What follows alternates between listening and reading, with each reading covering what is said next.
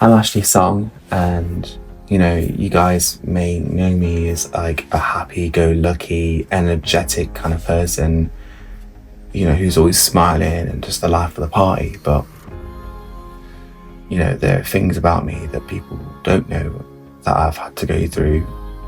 You know, I had a troubled childhood. It's I had a troubled childhood. I was in a domestic violence relationship. I struggled with addiction to Class A drugs, crack and heroin. And now I can see when I look back that, I've survived something. And there are probably people out there that need to know that they're not alone on their journeys. And I feel like for me, this is a therapy to let people know what I've been through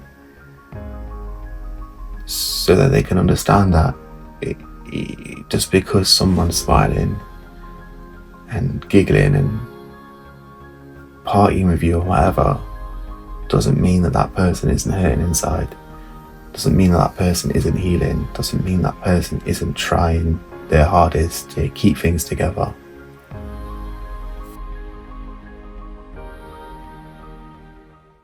I haven't come from a well-established area or something like that. I've come from the hood, so to speak, and to begin with, growing up, it's just not the best environment. Obviously, my mum was and still is, a drug addict. I don't have contact with her. I haven't seen her since I was 8 years old. And to begin with, I was living with my mum, and my other siblings and stuff like that. I can remember when I was 5, just one day my dad just came and said, like, well, you're coming with me. And so we went with my dad. And it's a strange situation to be like, one day, everything's one way, and then all of a sudden, everything's changed. You don't see your parent, that you used to see every day anymore. You're now with a different parent, and all the rules are different. Everything's changed. It's just quite a chaotic situationship. And then obviously my dad then is a single parent. Do you know what I mean? And obviously, don't get me wrong, I respect what my dad has done for me. Being there, and all my other siblings, that my mum's had, have all gone into the care system, so they haven't had their biological parents bringing them up.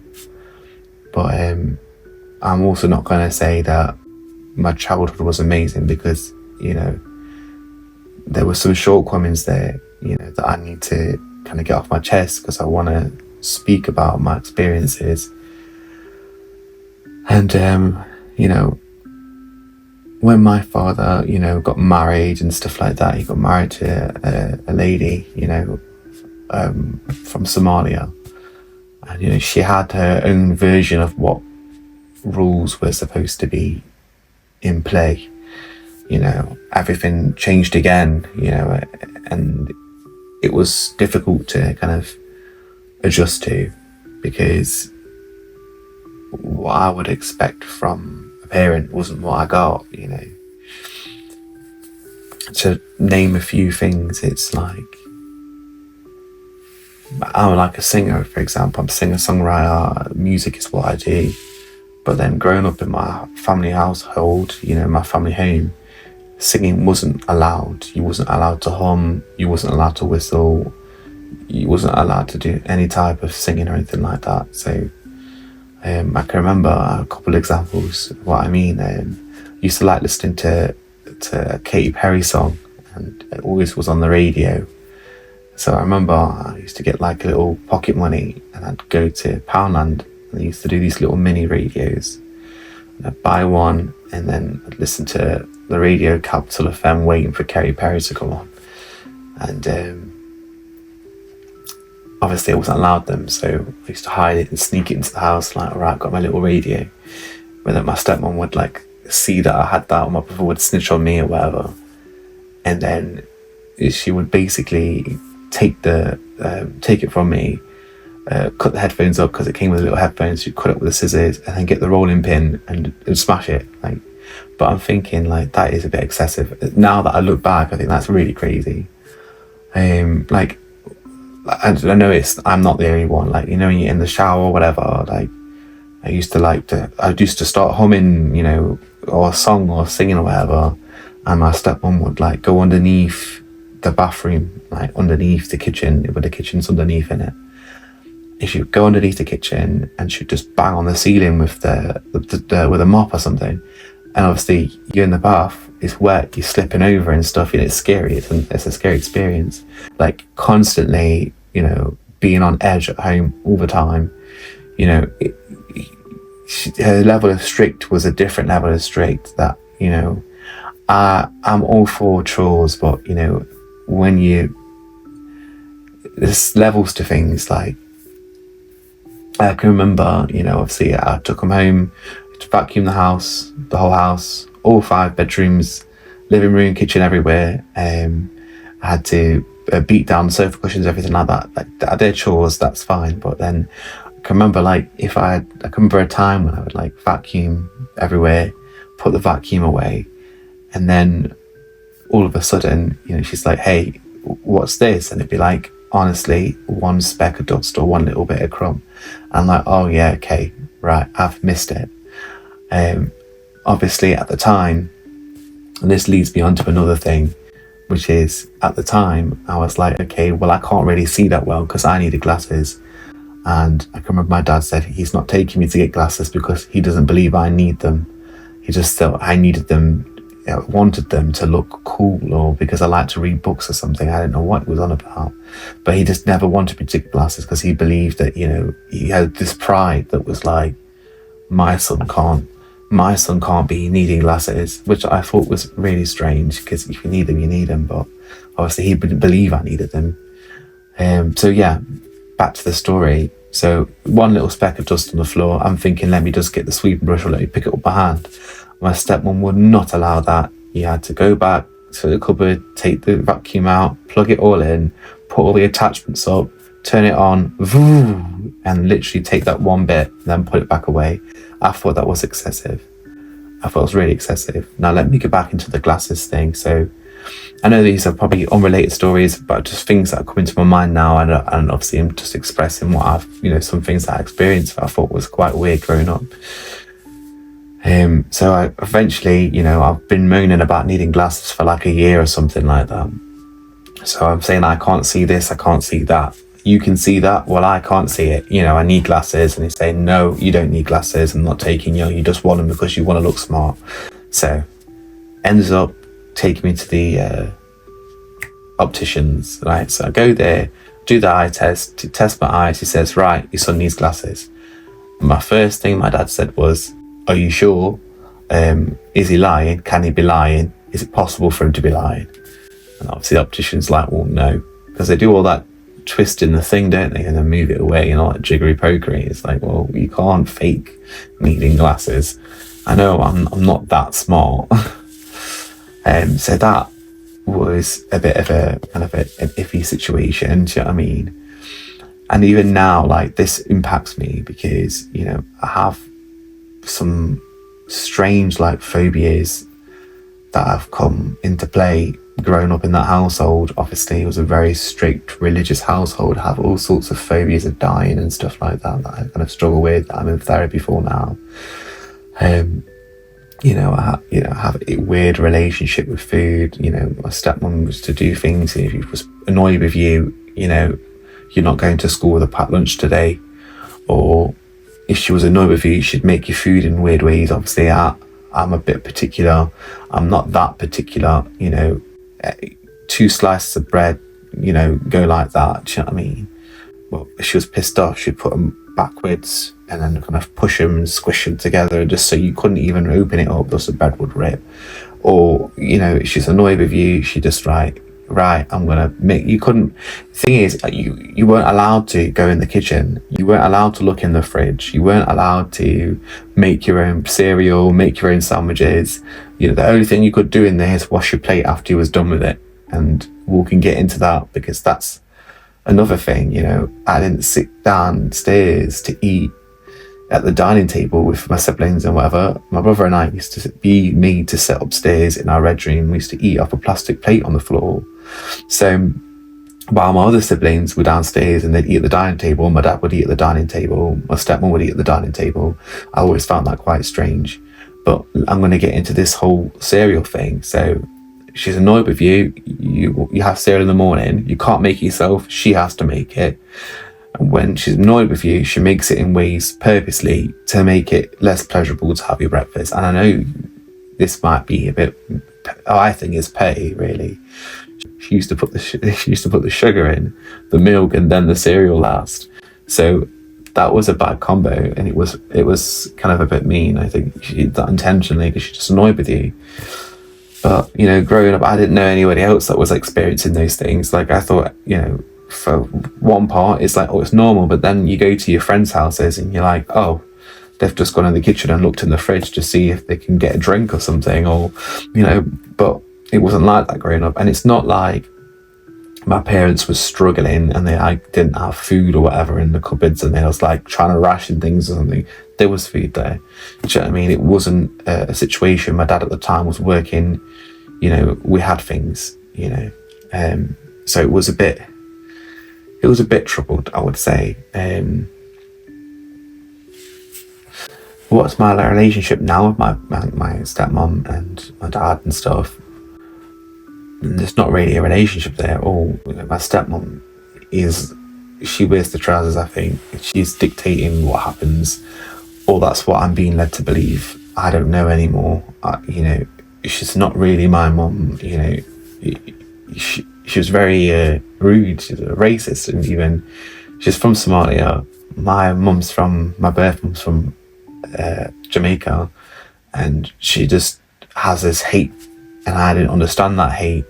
I didn't understand that these two cultures were clashing heads, because I grew up with my dad who was white, so we didn't hear anything about no African people calling Jamaicans or vice versa until my stepmom came in on the scene. And I think it's crazy because you're taking on a responsibility when you're marrying someone with children. So I always thought that it was a bit iffy there. She used to say things like, oh, you stupid Jamaicans with your big lips and your big nose and stuff like that. But I used to think, well, I'm confused because we're all black in the house. But to her, different types of black, it means different types of things. And I didn't really realise that growing up because obviously I hadn't had that experience with that culture. So now I have no contact with any of them. My dad's had more children with my stepmom. I don't know them really. I haven't spoken to them. I don't know what they're like. I don't know what their interests are. Don't know what they enjoy. And even my dad, I don't really know him that well either, because when my stepmom came and married my dad, if I was to walk past his bedroom and he was in there, the door's open, and I wanted to say hi to him, my stepmom would come and say, what are you doing in my room? Why are you coming? Don't talk to him. Why are you coming? She kept this separation in the house, that prevented me from having contact with my dad in the house. It was very controlling behaviours, really controlling behaviours. And it was, at this point, I'm thinking, oh, well, where was the responsibility lying? Because did my dad feel pressured to not behave a certain way because he didn't want to have to deal with my stepmom and how she behaved?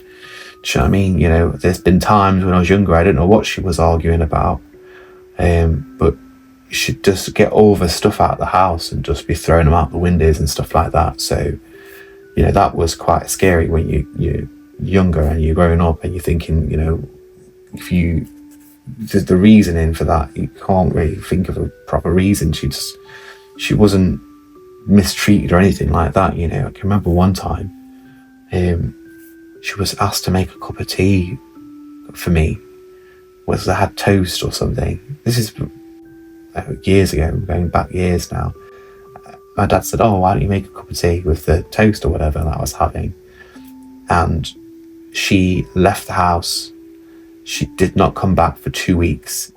She was that angry that my dad had suggested that she make a cup of tea or something. Now, it's not about this whole gender roles thing or whatever, because in that household, I was not allowed to prepare anything for myself. I wasn't allowed to have prepare anything for myself. And after that point, I was never allowed to drink hot drinks. No tea, no coffee, nothing. I wasn't allowed to after that. It never happened. He never, from that moment, from when I was 9 up until the age of about 15 or 16, when they kicked me out, I didn't have no hot drinks or anything like that. And, you know, even now I don't drink them. It's like some part of me just feels like, you know, I don't know, I've been conditioned to not have them. And when I left there, obviously I didn't really have a support network. And then I moved out and I moved into, well, I was homeless because basically, you know, I dressed up as a witch on Halloween. You know, people do that. It's normal. Everyone does it nowadays. But they're like religious. So they're like, no, you can't be dressed as a witch because 1, Halloween's like against their religion. 2, you're dressing as a woman. That was their main concern, I think. If you're dressing like a woman, that's it. That's unacceptable. Get out of the house. And I can remember my dad's friend at the time, he like got my phone, got my SIM card, cut my SIM card up into like 4 pieces, got my glasses from me and snapped them. And it was just shouting. And as I was walking out the house, he tried to like jump scare me, like a boo or whatever. Like, and I thought that was quite horrendous at the time. And I think, you know, if you're kicking someone out, you know, why are you snapping the glasses? That doesn't make no sense. What's that got to do with anything? Or, you know, why cutting the SIM card up? Doesn't that stop them from going to find somewhere to stay? Do you know what I mean? Like, it's like, just seemed very like vindictive, mean, and unnecessary. You know, this whole my having glasses thing wasn't just like a one-off thing. It seemed like a big issue that they just didn't want me to wear glasses. I don't understand what it was. Like, I don't know if it's a pride or supposed to be strong or something. Like, I can remember one time I was reading a book, and, you know, I'm reading the book, so I'm looking down like that, and like my glasses are here, and then my dad's come in the room and I've looked just straight forward, so I'm looking over the top of the glasses, and, you know, he says, oh, who do you think you are, whatever, and I can kick my head like into the back of a wall. Like, I'm thinking, well, like, I went back, you know, I'm thinking like, well, I didn't intend to look a certain way, or I don't know if it made him feel insecure or got a complex about like his intelligence or something. But like, that for me was like a very unnerving. Like, I don't understand why. Still to this day, I don't understand why that happened. But like, I feel like a lot of people that would go for these situations, you know, or hear about these things would probably be upsetting for them. Like, they're like, oh, I'm upset my dad did this or whatever. But over the course of time, you kind of build up this resilience to certain things. You know, you know what, this one time that's just come to my mind, like, I remember one time my dad said to us, like, you know, he believed we were this unruly kids, we're always fighting and, you know, bickering, me and my brother, but we're like under the age of 9, so we're like, what, 7, 8, whatever, going to primary school, probably. I think, yeah, at the time I think I was still in primary school. And I can remember one time he said to us or something like, oh, because he's religious or whatever, so he was like, oh, last night I thought about murdering you in your sleep so you go to heaven, because the way you behave, you guys probably are going to go to hell, because he's basically saying we're unruly. And obviously at the time I was like, it didn't really process it, didn't really take that in, do you know what I mean? But now I've got athanophobia, which is like a severe phobia of dying, and it affects me like every single day. And I have therapy every single week for this. You know, it consumes like my every moment. And I used to say things when I was younger as well, like, oh, if you think about death, you know, that makes you closer to God and stuff like that. Just some things that I've kind of had to try and work out of, because really I want to be more grateful for life instead of focusing on the fact that I'm going to be dying. You know what I mean? That's kind of like a pessimistic mindset to place on a child, I think. But yeah, I'm going to move on, because otherwise, you know, I'm going to be here for a very long time talking about my upbringing. And, you know, I don't mind talking about it now because I've experienced it, I've gone through it, and I've processed some things, and I understand that they're still affecting me today. But at the same time, I want to move on to when I was kicked out, because I remember I had to move around so many times that they, you know, social services come involved, because I was under the age of 18. I think it was like 15 or 16 at the time. I was trying to juggle going to college, which I had to drop out of college. And, then they put me with my older brother, who obviously he was adopted and he's older than me at the time. So, he was probably like 20 or something years old, or maybe like 18, 19 or something. And, I went to stay with him. They said, oh, we'll put you with him or whatever.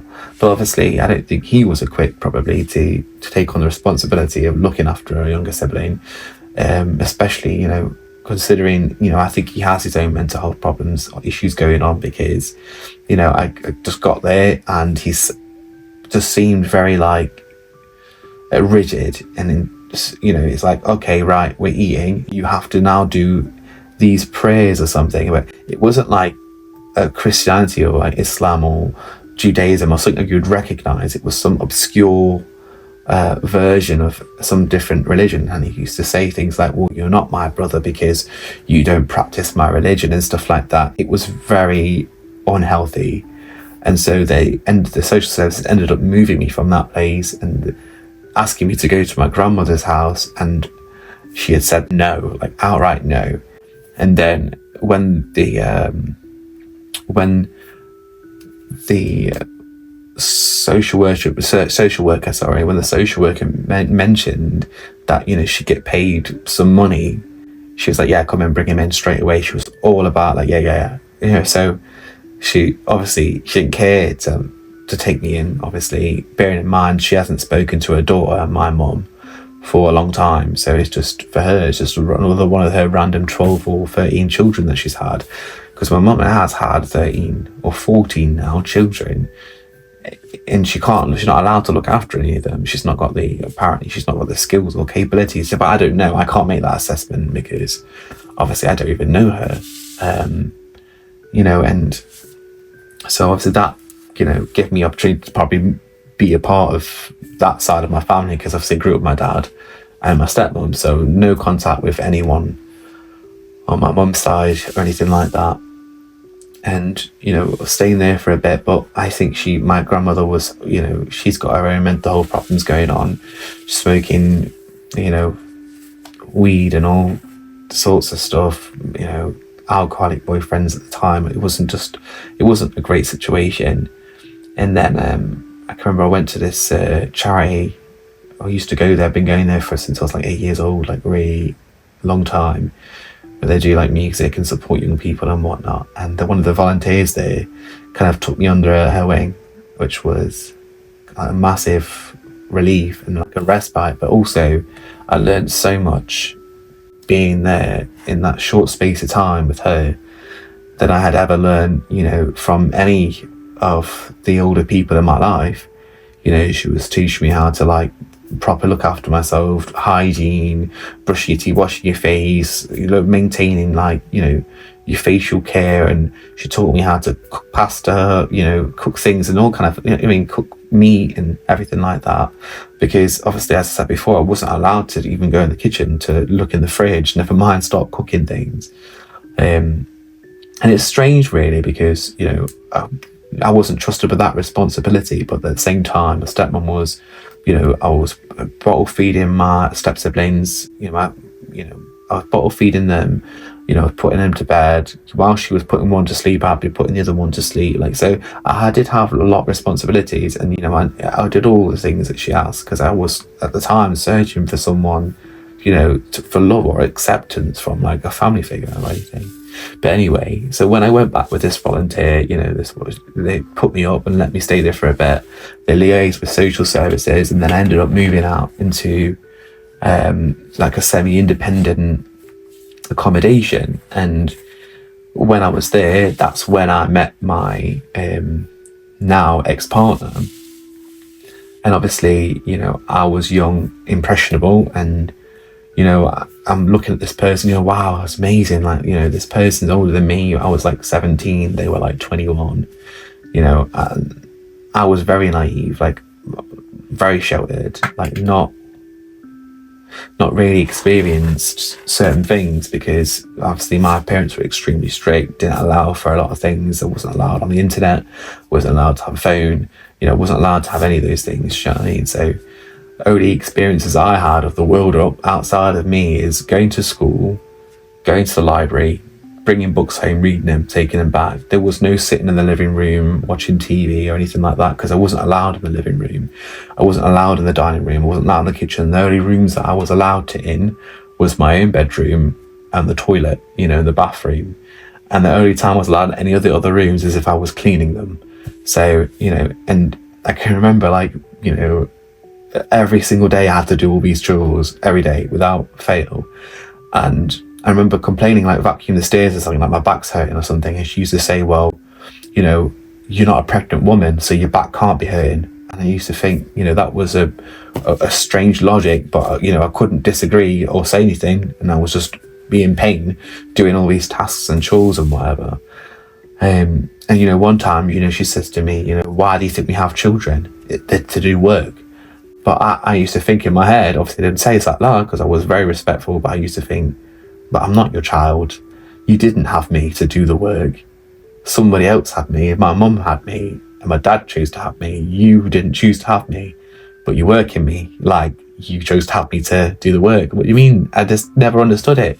Like, these logics that were being thrown out at the time, I never understood them. And still now, I was still a bit confused by them. But yeah, so my experiences were quite limited when I met this person. So to me, it's like, wow, oh wow, who's Nicki Minaj? Who's this artist? Who's that? I didn't know a lot of things. I feel like I didn't have the same experiences of other people because, I wasn't allowed to access these things. And so yeah, this person, I was like, amazing to me. But then, we started dating and stuff, but along they brought their alcoholism and their other addictions, which their addictions progressed. Like, to begin with, I was like, oh, they smoke cigarettes and they drink alcohol, and I didn't really smoke cigarettes and I didn't really drink alcohol. I don't think I'd ever tried alcohol. Actually, I tell a lie. I think my grandmother, when I was very, very young, let me sip alcohol, but that's neither here nor there. But yeah, so I hadn't really had that, got drunk or anything like that. And I can remember my first experience of, getting drunk was smoking and stuff like that. I'd gone over to his house, which is like in a different area code. I would walk there because, I didn't have like a car or transport like that. You're young when you're young, you just walk everywhere, innit? So I remember going all the way over there, and he used to saying things like, oh, if you don't drink this drink, for example, if you don't drink this drink, you've got to go home and I'm not walking you. And it'd be like 2 a.m. or 1 a.m. So then there's that pressure of like, oh, I'm tired. I don't want to go home right now. It's like, I feel like I'm being manipulated into these things. I was manipulated into drinking alcohol and experiencing alcohol and whatnot. And it wasn't really my vibe, but when you're with someone for a long period of time and they're doing things like that, constantly kind of pushing you in a direction, bearing in mind my upbringing, was quite strict, and I already had like a very domineering parent telling me what to do all the time. I was telling me to do things that were so petty and breaking me into this submissive kind of person. When you experience that again in other people, you kind of just get back into those old ways of the way you've been conditioned to be. So I remember I definitely had that person, like that partner, definitely influenced me into trying drugs, drinking alcohol and stuff like that. And even to the point where, like, at one point I was like definitely addicted to smoking cannabis and stuff like that. And that relationship was quite bad. They did many thing, that I'm not going to go too far into it, because they're things that I'm still going to keep for myself that I don't really want to talk about, because they're quite upsetting. But what I will say is, they pushed me downstairs, pulled my hair out, spat on my face, took my phone, smashed it, strangled me. They've smashed a glass mason jar over my head, threats to life, all kind of stuff like that, and then they eventually, the police system eventually does its job and puts these restraining orders in place to protect you and whatnot.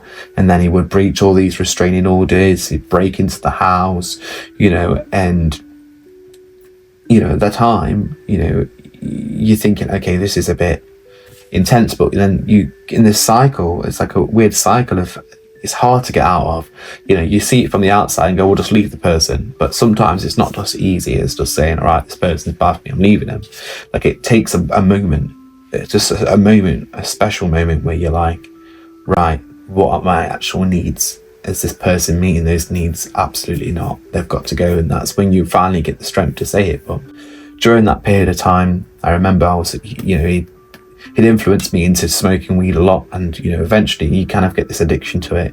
I was definitely addicted to it. People say you can't get addicted to it, but you can. It's a psychological addiction. You wake up, you want it. You know what I mean? So I can remember that happening, and I can remember I was broke. I didn't really have much money. I'm young. I just moved out of semi-independent into independent living at 18, into my first flat, and I can remember I had like £110 left, and I was like, okay, I asked him to go get, the weed or whatever, or cannabis, or how you call it. And he said, yeah, I'll go get it. Because obviously I didn't have those connections, and I didn't feel comfortable going and getting those things because I was scared and worried all the time. And, it wasn't something that I felt comfortable doing. So he went off with his friend, and then he came back, and he did not come back with what I had asked for. But at that moment, I was feeling like a craving for the thing I was addicted to, and he brought back heroin, and he was saying things, smoking it with his friends, saying stuff like, oh yeah, this is the big boys table, you can't have this, happiness, harmony and health, he used to call it, and just making up code names for it, and just being like, oh, we're the cool kids, you can't sit with us. And I eventually said, well, it's mine, so I want some. I think he was goading me towards that direction. Now, in hindsight, thinking about it, the way that I was forced into drinking alcohol, smoking weed, smoking cigarettes, kind of not forced, manipulated, I would say. And I feel like now I can see that was what was happening at the time, and eventually it just fell into an addiction, the same addiction that he had fallen into. And I think he wanted to do that in order to kind of trap me in that kind of experience with him, which did work for a good few years. He used to say things like, oh, if I can't quit, then you can't quit either, and all this kind of stuff. And, those things motivated me to get away from that person. They motivated me to go and say, right, I'm not going to be doing this anymore. And, one day, it got literally, and this is, a lot of people are like, well, how you manage this? But literally one day I said to myself, I'm not doing this anymore. And I literally was at home watching cartoons from my childhood or whatever. When I used to go to, obviously not at home, but when I used to go to my friends' houses, they would have cartoons and whatever, and I'd watch them at their house. And I used to watch those cartoons, and then just went through all the physical withdrawal symptoms of heroin withdrawal. And you have diarrhea, you can't hold your bowel movements, you're getting muscle cramps, you can't sleep, you're sweating, it's a horrible experience, and it lasts not just a day or whatever, it's lasting like 7 to 14 days of just horrendous torture. But you think to yourself the whole time, like, once this is over, it's over. And because I didn't want to be trapped, I felt enslaved to the drug. Like, it felt like it was my master, because I had to do whatever it wanted me to do to get it. And for me, that wasn't benefiting me anymore. It never did benefit me. When I used to smoke it, I used to throw up every time. But if I didn't smoke it, I would be in pain. And that was the cycle I was in. But I thought, what, if I go for this pain and do this one time, then I'm never going to have to feel like that again. I'm never going to be throwing up and being sick and horrible. And, one joy that I had in life was I used to love waking up in the morning and then kind of just going 5 more minutes and just enjoying that extra bit of sleep, in the morning. And when you're a heroin addict, you can't do that. You wake up in the morning, you're in pain. You need it. You have to go get it, otherwise that's it. You're going to be in pain all day. The first day is bad, and then it gets progressively worse up until the 7th day, and then it gets slowly better. But when it's getting slowly better, you don't feel like it's getting better. You know what I mean? It's a long process. And so that's something that I had to go through as well, and it was difficult. Yeah, it was difficult. And I also feel like, throughout life, like when I was at school, I had like behavioral psychologists kind of monitoring me in school and stuff like that, saying to my dad that I had social interaction disorders, ADHD, autism. And my dad at the time was like, no, not more. You can imagine what he said, because he didn't even think that I needed glasses. So at the time he's going, well, no, you haven't got any of that. They don't know what they're talking about, because if you had a communication issue, you wouldn't be able to speak to me now. But I don't think that logic was the logic they were applying. I think they was talking about in social situations outside of talking to my dad, and that's where these things impact. So I was, I've been undiagnosed for a very long time with all these conditions. And, now I'm starting to realise, oh gosh, I have this, and this is another thing. And, it just all comes together to create this big ball of mess, and I'm now having to clean it up in a different way. I've cleaned my act up in one way, but in another way, emotionally, there are things that still need to heal. Yeah. And so, before I leave and stop this conversation, I do want to point out that there are probably people, because at the time I know that there were people that had no idea what I was going through at all. Some friends, people in your life. I remember the people that I really was close to, either school friends or people that had put me up at times and stuff like that. Eventually, when I was suffering the most, those were the people that disappeared. They were like, no, because you're doing these things, I'm not your friend anymore now. Or, because you keep going back with this person in this cycle, I'm not going to be your friend anymore. But then when you break away from all these addictions, abusive relationships and stuff like that, you are literally left with no one. You don't have anyone. You're on your own, because everyone's left you. Do you know what I mean? And it's difficult, it's hard, it's brutal, because you've made all that progress, you've gone through all this trauma and stuff, and there's no support network there, do you know what I mean, to kind of support you at the end of it, which is quite difficult. I quit heroin without any medication, no intervention, no sleeping pills, no, normally people go to rehab and stuff. I quit without that, you know what I mean? And I'm really proud of myself for that. And sometimes I look back on it and I'm like, oh God, I can't believe I was living that life. My life was so different, and now everything's changed. It's moving in a positive way, but I feel like it's good for me to be the one to tell people that these are the things that I've gone through, because I feel like some people are just looking at me now and going, oh, that's just a singer from Nottingham, and yeah, they're doing all right, well done to them. But I'm not just doing a singer from Nottingham. I'm somebody that's experienced life. I've been through things. I've had to suffer through things to get to where I am. And I want people to appreciate that it's not just I woke up one day and I was a singer.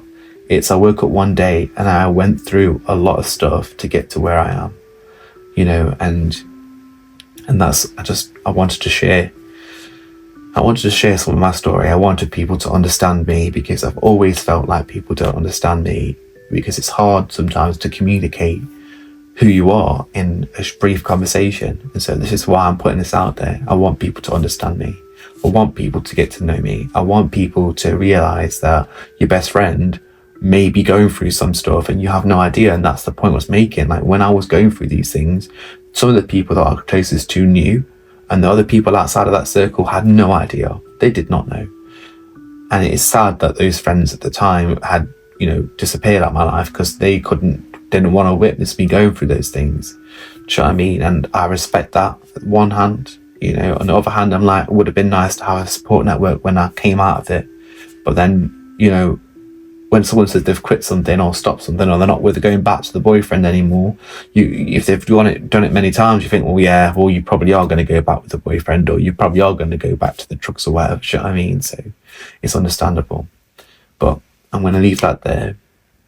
And I just want to say, this documentary is called Home Run, because, you know, it's about sitting in adversity and kind of sometimes, like I said, things are outside of your control, but your failures, those things are the stepping stones for you to succeed. You know, if you're in a negative cycle, that cycle should be showing you and teaching you how to get out of it. You know, because you've only you can know how to get out of something you're experiencing. So other people can give you their advice and you can listen to it till the cows come home, but you have to experience it and feel it and want it in order to change.